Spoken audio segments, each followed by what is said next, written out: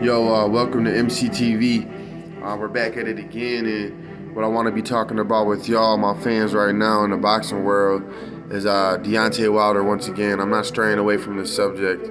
Every day, I'm on YouTube, like I've been telling y'all, and I'm seeing what's going on. There's nothing but comments, and there's like a whole army. It's like the Chinese women's army that has 200 million plus females in the army, right? It's comparable because there's so many people running, like batshit running with the narrative that Tyson Fury is the more skilled boxer and that he won fair and square, that he won the first match, though he cheated in the first match, got knocked out in the first match, and then it was called a draw.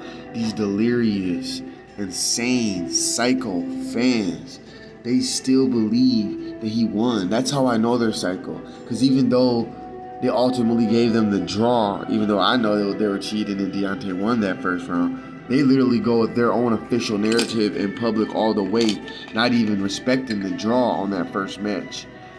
And they trying to say Tyson Fury won their first match. I mean, that to me, like, I'm not gonna get out of my skin, but I know who I'm dealing with.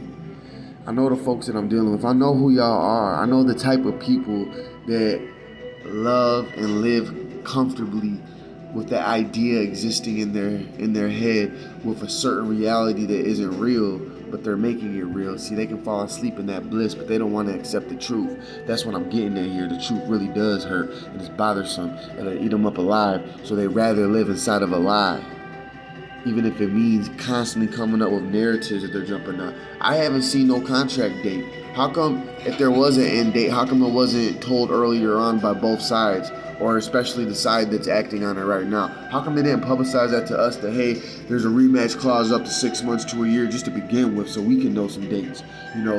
How come there's no paperwork, like word for word, being showed to say anything? How can we believe any of these narratives coming from anybody other than what Bob Arum and Tyson Fury's conflicting messages are, and they haven't even come out with nothing solid?